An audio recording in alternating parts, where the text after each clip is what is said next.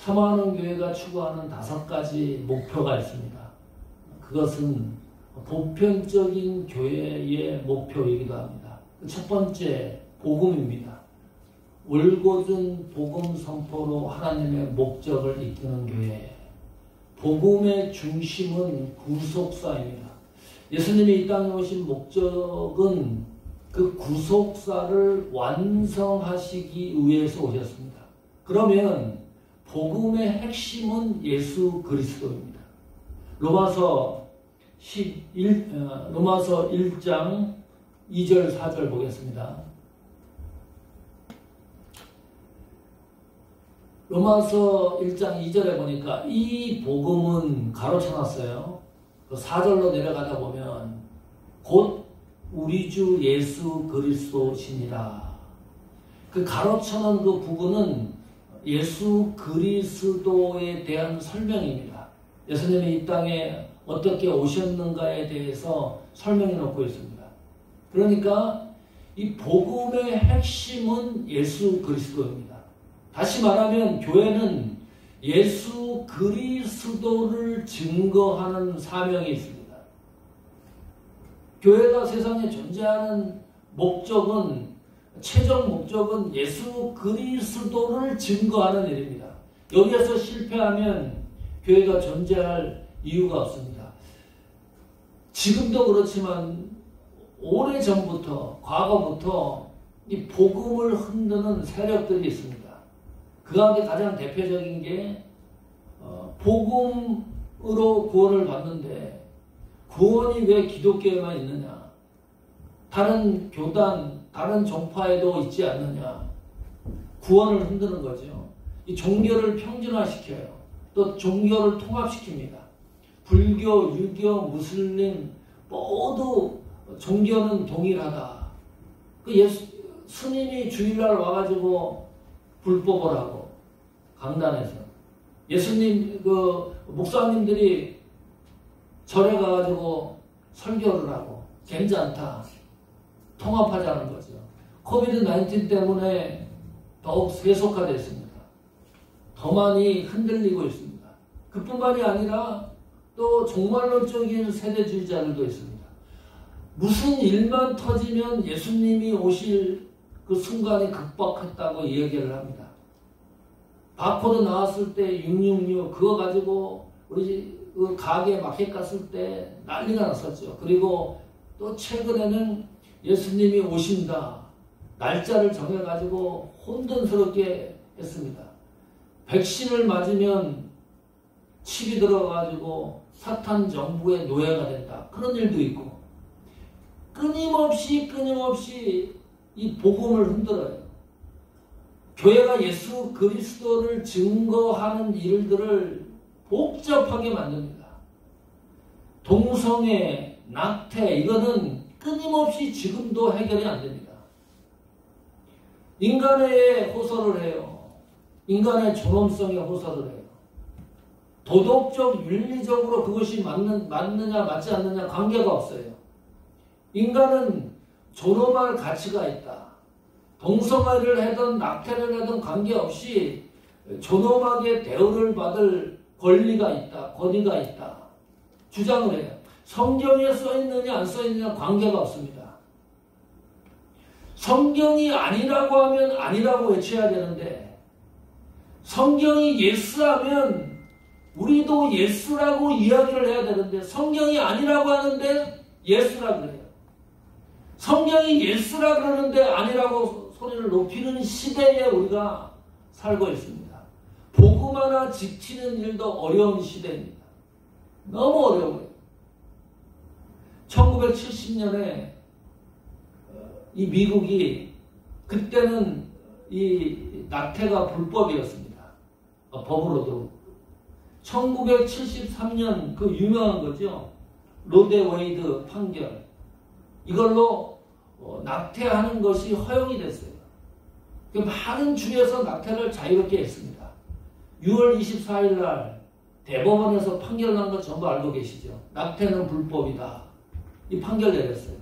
아직도 미국의 7개 주는 낙태를 자유롭게 허용을 합니다. 49년 만이에요. 49년 만에 몇 명의 아이가 죽었을까요? 통계를 보니까 6,300만 명 아이가 죽었어요. 어머니 뱃속에서. 그러면 어떤 사람들은 또 그렇게 얘기를 해요. 목사님, 원치 않는 원치 않는 아이를 가지면 어떻게 했느냐. 또 아이를 가졌는데 아이가 정상적이지 않으면 어떻게 하느냐. 많은 이유를 얘기를 해요. 우리는 적어도 교회와 성도는 법을 얘기하는 게 아니에요. 그래서 이건 잘못됐다고 투정하는 것도 아닙니다. 성경에 동성애는 죄라고 명시가 돼 있기 때문에 얘기를 하는 거예요. 낙태는 하나님 앞에 죄라고 하는 것이기 때문에 외치는 거예요. 만약에 강단에서 지금 동성애는 죄라고 외치는 순간에 누가 신고해가지고 목사가 감옥을 간다 그러면 가야 돼요. 방법이 없어요. 복음을 제대로 증거하는 일이 보통 어려운 상황이 아닙니다. 그런 시대에 우리가 살고 있어요. 복음이 복음되게 증거하는 일, 이것이 우리 교회의 첫 번째 목표입니다. 외풍에 흔들리지 아니하고 교회는 세상의 기준을 방어할 책임이 있습니다. 교회는 적어도 이 세상의 풍습과 조리와 사상을 방어해야 될 책임이 있어요. 그 사명이 있는 겁니다. 그 일을 위해서 사모하는 교회가 여기에 존재하는 거예요. 그 목적 사역을 감당하기 위해서. 두 번째, 예배입니다. 성도는 예배가 생명입니다. 예배를 드리지 못하면 죽은 것과 같습니다. 화병의 꽃과 같아요. 언젠가는 시들거든요. 살아있는 것처럼 보이는데 시간이 지나면 시들고 죽을 수밖에 없습니다. 교회의 생명도 예배입니다. 성도의 생명도 예배예요. 그래서 예배 드리는 일에 생명을 거는 거예요. 그런 시대가 왔어요. 코비드-19 때문에 행정명령이다 뭐다 해가지고 예배 못 드리게 했어요. 한국에만 그런 줄 알았는데요. 미국에도 행정명령에 굴복하지 않고 예배를 끝끝내 지킨 교회가 있습니다. LA 커뮤니티, 그레이스 커뮤니티 처치입니다. 존 메가더 목사님이 심호하는 곳이에요. 거기는 LA 카운티에부터 고소당했어요.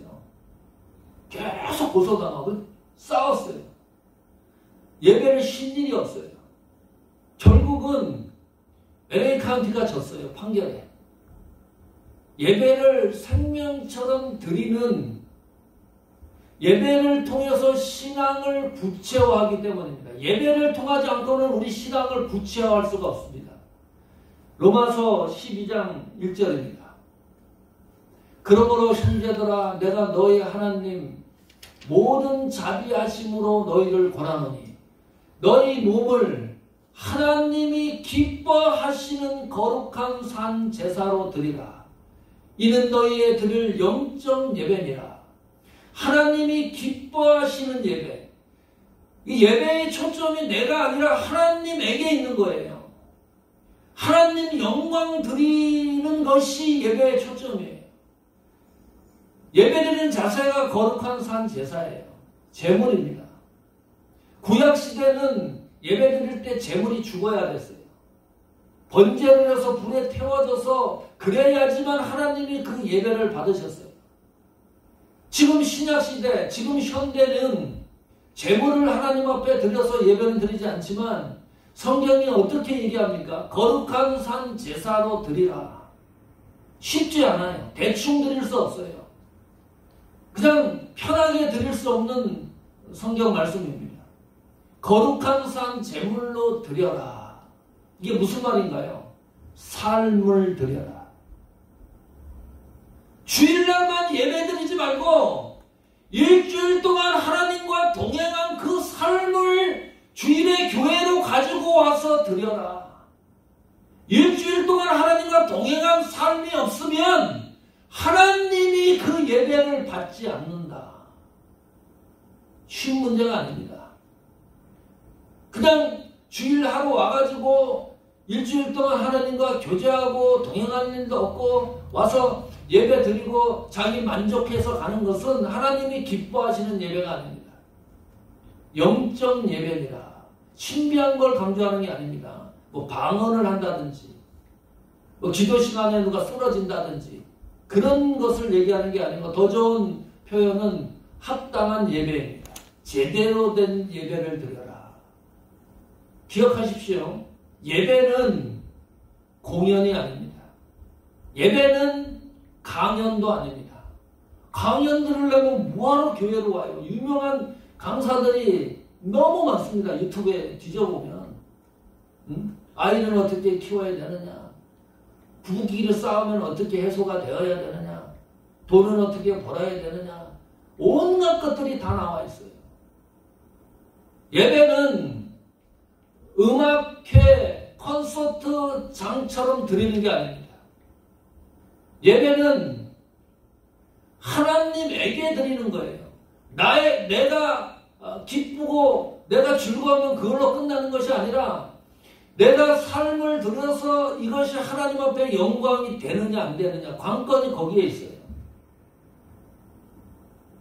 예배는 코미디 한 편 보는 게 아니에요. 영적 예배입니다. 예배를 회복하자. 우리 교회가 집중하는 일입니다. 예배를 통해서 우리 성도들이 변화가 일어나고 몸이 약한 것도 치료받고 사역도 다시 한번 결심을 하고 하나님 앞에 드리는 예배를 회복하자. 세 번째는 선교입니다. 선교는 필수 과목입니다. 반드시 해야 됩니다. 안 해도 되는 게 아닙니다. 다시 말하면 선교 복음 전하는 일은 나와 관계가 없습니다. 상황과도 관계가 없어요. 내가 이 복음을 전하는데 상대방과도 관계가 없어요. 상대방이 이 복음을 들을까 안 들을까 관계가 없습니다. 그냥 전하라는 것이 예수님의 최후의 지상 명령입니다. 복음은 그냥 전하는 거예요. 한기호 목사님이 지금 우간다하고 필리핀 선거여행 중입니다. 실시간으로 교회 카톡으로 올라온 걸 보면 자꾸 시원하대요. 클라스에서 찬양하는 거 카톡 영상 보셨죠? 피아노도 없어요.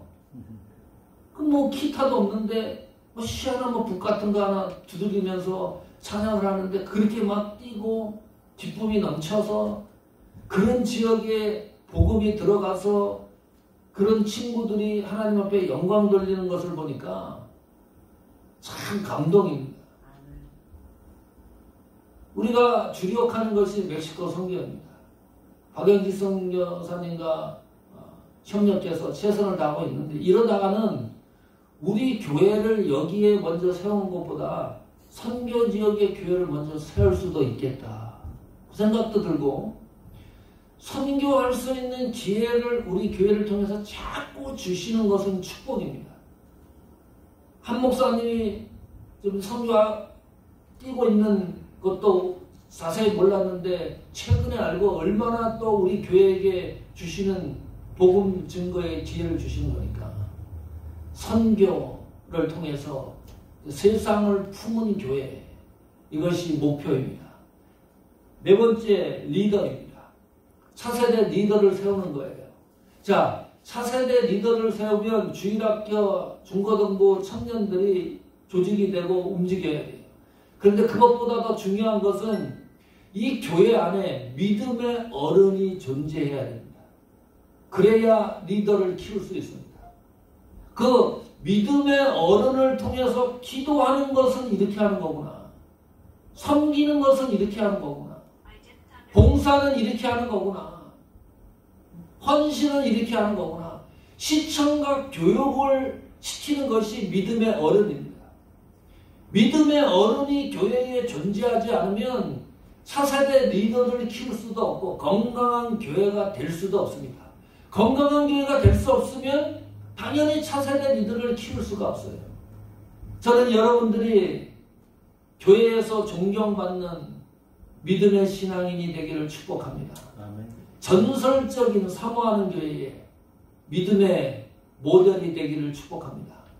다섯 번째, 문화입니다. 이 문화는 회복하는 일인데 거의 불가능합니다. 기독교 문화를 회복한다, 이 세계에. 근데 누군가는 또 그 일을 해야 돼요. 우리 교회 5가지 목표를 설명하는 겁니다. 문화 회복이 안 돼요. 그러나 누군가는 해야 돼요. 왜냐하면 크리스천들이 이 세상을 동일하게 문화권 영역 안에서 살아가고 있기 때문입니다. 1995년 10월 22일 날 이 에피포도가 탄생을 했습니다. 이 레더 사이즈 있잖아요. 여기에 글을 써가지고 샌프란시스코에서 상점, 식당 이런 데 갖다 놨어요. 야, 그런데 27년 전입니다. 그때는 인터넷 이런 게 없었어요. SNS가. 읽을 거리가 부족했었던 때 책 한 권 구입하려고 해도 힘든 시대였습니다. 사람들이 읽기 시작을 해요. 이 부수가 늘어나요. 100부, 200부 찍다가 1000부, 2000부를 찍어요. 카피해가지고. 이게 막 사방으로 이제 퍼져나가요. 우편우송을 합니다. 우편우송을 하면 장점이 있죠. 다른 주로 갈 수가 있으니까. 미 지역을 커버를 하고, 이게 선교 지역으로 들어가요. 선교사님들이 너무 좋아해요. 읽을 거리도 없을 시대였으니까, 힘든 시대였으니까. 그리고 에피포도 독자가 일어나서 상황을 설명하면 독자들이 또 선교사님을 돕고 이런 일들이 막 일어났습니다. 감옥에도 들어가요. 교도소에도 들어가고 영향력 있게 있었던 거예요. 영문판도 만들어지고 어떤 사람은 죽음 직전, 자살 직전에 있는데 이것 때문에 살아난 간증도 있습니다. 지금은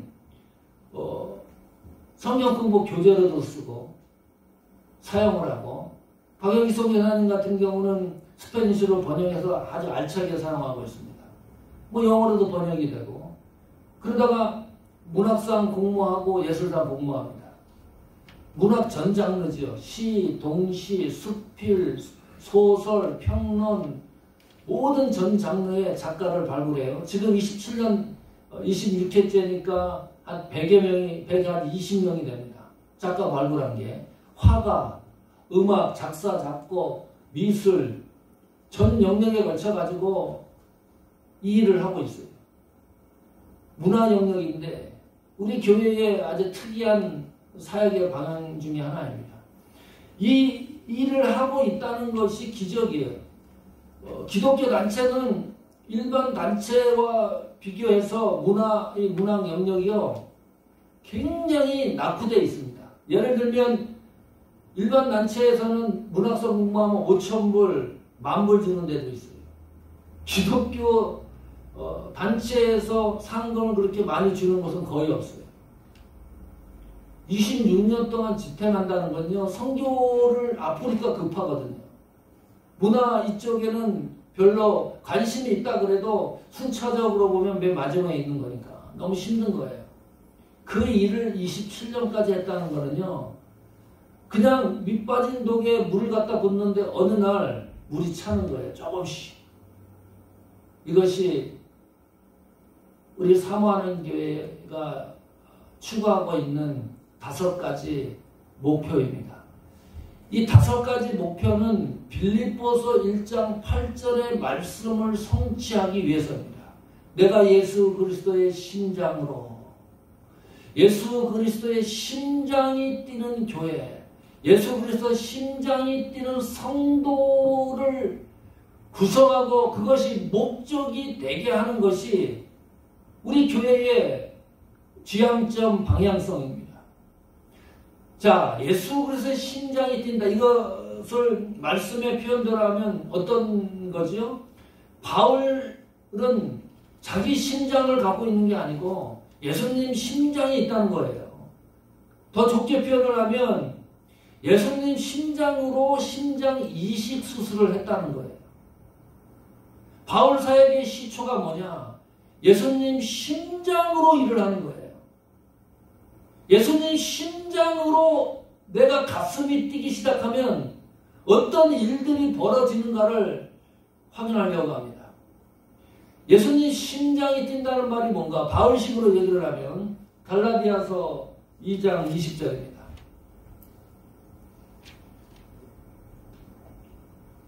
한번 같이 읽어볼까요? 시작. 내가 그리스도와 함께 십자가에 못 박혔나니 그런즉 이제는 내가 산 것이 아니요 오직 내 안에 그리스도께서 사신 것이라. 이제 내가 육체 가운데 사는 것은 나를 사랑하사 나를 위하여 자기 몸을 버리신 하나님의 아들을 믿는 믿음 안에서 사는 것이라. 내가 산 것이 아니다. 예수님 심장이 뛴다는 말은 내가 나로 사는 게 아니고 내 속에 내 안에 있는 그리스도께서 사신 그것으로 사는 것이다. 내 삶이 아니라는 거예요. 내 삶이 0.001%도 포함되지 않는다는 거예요. 예수 그리스도께서 사신 그 삶을 사는 것이 믿는 믿음 안에서 사는 것이라. 성도는 방법이 없습니다. 예수를 믿지 않으려면 모를까? 예수를 믿으려 그러면 반드시 예수 그리스도 심장으로 살아야 돼요. 예수님 심장으로 살지 않으면 성도가 아닙니다. 신앙인이 아닙니다. 우리는 죽을 수밖에 없어요. 숨을 쉴 수밖에 없는 존재입니다. 그래서 심장 이식 수술을 시켜줬어요. 하나님이 살 수 있도록. 예수님 심장으로. 예수님 심장이 내 속에서 역사를 안 하면 나는 살아갈 수가 없어요. 이 세상을 살아가는 이유가 예수님 심장 때문입니다. 예수님의 심장이 뛰기 때문입니다. 이 심장은 다른 말로 마음이라는 뜻입니다. 동의어입니다. 심장은 예수님의 심장은 예수님의 마음이에요. 현대인의 성경은 이 마음을 심정으로 번역을 해놨고 NIV 영어 성경 있는 분들 확인해 보십시오. affection, 애정, 감정으로 번역을 해놨어요. 킹제임스 영어 성경 있는 분들 확인해 보십시오.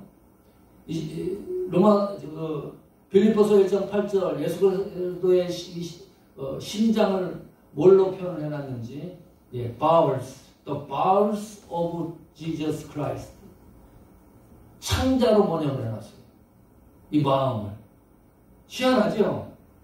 자, 마음의 존재를 부정하는 분 계신가요? 마음이 없다. 마음의 존재를 인정을 한다 그래도 이 마음이 내 몸속 어디에 있는 건가요? 어디에 있죠? 머리에 있는 건가요? 내 뱃속에 있나요? 내 손에 있나요? 어디에 있죠? 내 가슴. 가슴에 있어요? 확실합니까? 네. 가슴에 있는지. 네. 마음대로 하세요. 저 사람은 마음씨가 고와. 마음씨가 나빠. 마음이라는 말을 굉장히 많이 사용해요. 그러면 나는 마음을 갖고 있다는 거거든요. 지금 성경의 킹제임스 번역이 굉장히 흥미로운 거예요. 이 관용어적인 표현입니다. 사람 안에 마음이 존재하는데 이 마음이 어디에 있는지 몰라요. 그걸 시각화시켜야 되는데 정확하게 심장 안에 있다, 뇌 속에 있다. 그러면은 알 수가 있는데 마음은 사람들이 늘 마음에 대한 이야기를 하는데 어디에 있는지 모르니까 우리 인간 그 장기 어디 속에 이 마음이라는 것이 있는데 그것을 표현할 길이 없으니까 창자라고 하는 단어를 사용했습니다. 관용어적으로. 시각화하기 위해서. 자, 이 마음이 예수님 마음이라고 그랬어요. 빌립보서 2장 5절입니다. 너희 안에 이 마음을 품으라. 곧 그리스도 예수의 마음이니. 예수님의 심장이 뛴다는 것은 내 속에 예수님의 마음이 뛰고 있다는 거예요. 자, 예수님의 마음이 뭐지요? 그럼 예수님 마음이 뭡니까? 예수님의 마음은 어떻게 설명할 수 있을까요? 빌립보서 2장 8절입니다. 사람의 모양으로 나타나셨음에 자기를 낮추시고 죽기까지 복종하셨으니 곧 십자가의 죽으심이라. 이 문장을 두 단어로 요약을 하면 구속이라는 단어입니다. 예수님의 마음은 구속의 마음이에요. 자기 백성을 구원시키려고 하는 것이 예수님의 마음입니다. 예수님의 심장이 뛴다는 말은 예수님의 마음이 내 속에 역사한다는 거예요. 그걸 다른 말로 하면 구속의 은혜가 내 속에 가득 차 있다는 이야기입니다. 심장이 뛴다는 것은 다른 말이 아니고 예수님이 나를 구원하신 은혜의 역사가 가득 차여 있는 상태를 말해요. 끊임없이 잃어버리지 않는 그 은혜를 이야기를 합니다. 신앙은 그러므로 예수님의 마음을 읽고 그 마음에 적중하는 태도가 신앙입니다. 믿음은 예수님이 나를 구속한 그 구속의 감격과 은혜를 내가 느끼는 거예요. 알아차리는 겁니다. 그것이 성도입니다. 믿지 않는 사람들은 몰라요. 이 예수님이 나를 향한 구속의 은혜를 느끼고 같이 공감하는 것을 믿지 않는 사람은 죽을 때까지 경험을 못해요. 그러나 성도는 예수님이 나를 구속하셔 주신 그 은혜를 안다니까요. 느껴요. 공감을 해요. 그 은혜를 말해요. 그러면 교회는 예수님의 마음을 증거하는 교회이어야 한다. 다른 거 증거할 이유가 없습니다. 우리가 교회 다니는 이유는 뭐죠? 예수님의 마음, 구속의 은혜를 감당해서 오는, 내가 받은 이 은혜가 식었는지 약해졌는지 주일마다 와서 확인을 하고 내 심장이, 예수님의 심장이 제대로 뛰고 있는지를 확인하는 일을 주일마다 예배 시간마다 하는 거 아닙니까? 그것이 우리가 하나님 앞에 드리는 최고의 목적 아닙니까? 약해지면 다시 예배를 통해서, 말씀을 통해서 회복을 하고, 그래서 그 은혜 속에서 살아가는 것, 그것이 예수님의 심장이 뛴다는 표현입니다. 자, 하나 더 구체적으로 얘기해 보겠습니다. 예수님의 심장이 뛰면 나타나는 아주 특별한 현상입니다.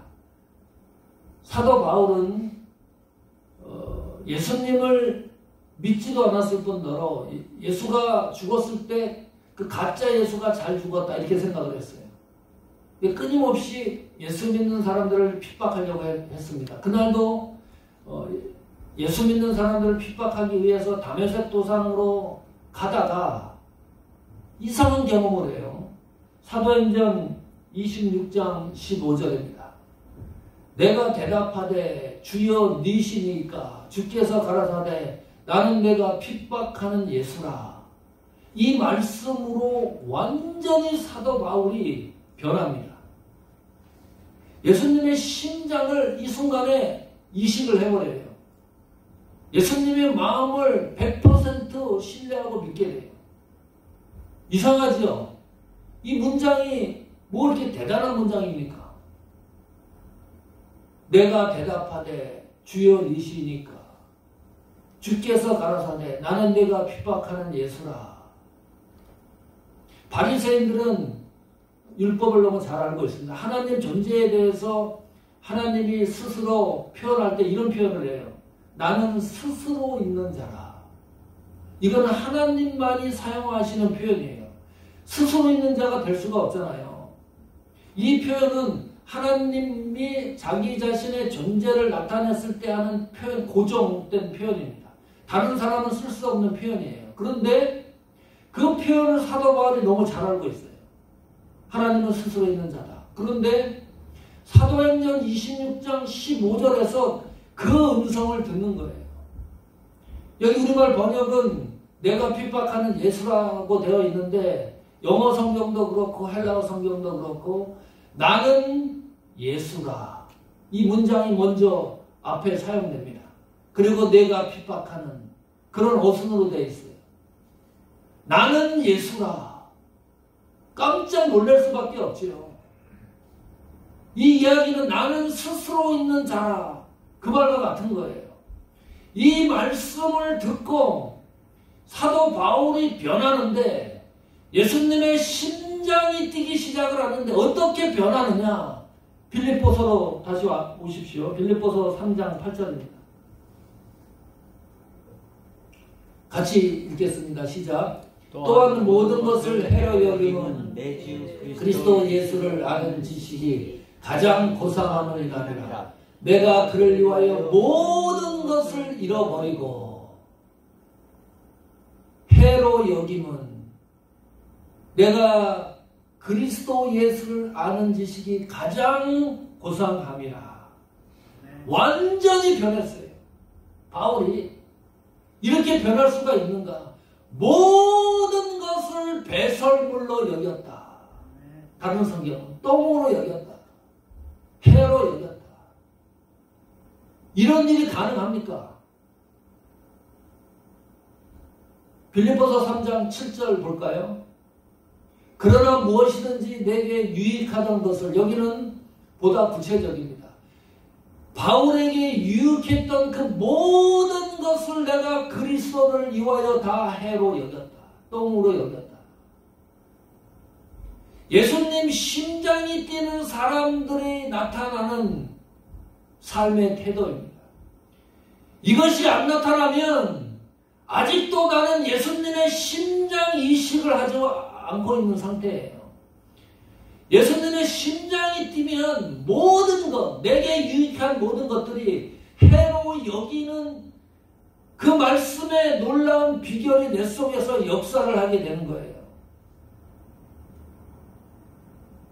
그리스도를 위하여 다 해로 여겼다. 자, 보세요. 바울이 금수저 아닙니까? 베냐민 지파에서 탄생했습니다. 아주 보기 좋은 가문입니다. 8일 만에 할례했죠. 시구린 중에 시구린이에요. 율법에 대해서 바리새파죠. 모르는 게 없어요. 지식, 명예, 권세, 안 가진 게 없어요. 물질, 그 모든 것, 내게 유익했던 그 모든 것을 해로 여긴다. 그리스도의 심장이 뛰는 사람에게, 성도 여러분, 우리 사모하는 교회는, 그리고 지상에 있는 모든 교회는 어떤 사람이 교회 안으로 들어오면 100% 예수님 심장으로 이식해주는 성공률이 100%여야 돼요. 어느 교회 갔더니 예수 그리스도의 심장 이식 수술하는 그 확률이 50%, 60% 안 되잖아요. 적어도 우리 교회의 목적은 어떤 사람이 들어오더라도 예수님의 심장이 뛰게 하는 그 일에 100% 성공률을 자랑하는 교회가 되자. 이게 우리 교회의 목적이에요. 다른 목적이 아닙니다. 숫자를 불리고 교회가 성장하는 것도 좋지만 교회의 본질은 거기에 있는 거니까. 예수님의 심장이 뛰면 함부로 말하지 않습니다. 예수님의 심장이 뛰면 내 생각대로, 내 계획대로, 내 판단대로 행동하지 않습니다. 예수님의 심장이 뛰는 대로 말씀하십시오. 예수님의 심장이 뛰는 대로 헌신하십시오. 내 생각대로 헌신하고 봉사하는 게 아니라 예수님 심장으로 사랑하십시오. 예수님 심장으로 사역을 감당하십시오. 예수 그리스도의 심장으로 애쓰십시오. 이것이 우리 교회가 존재하는 목적입니다.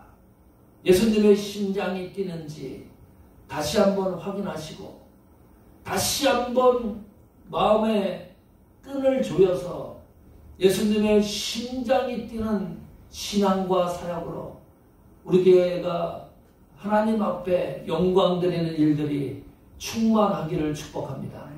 아멘.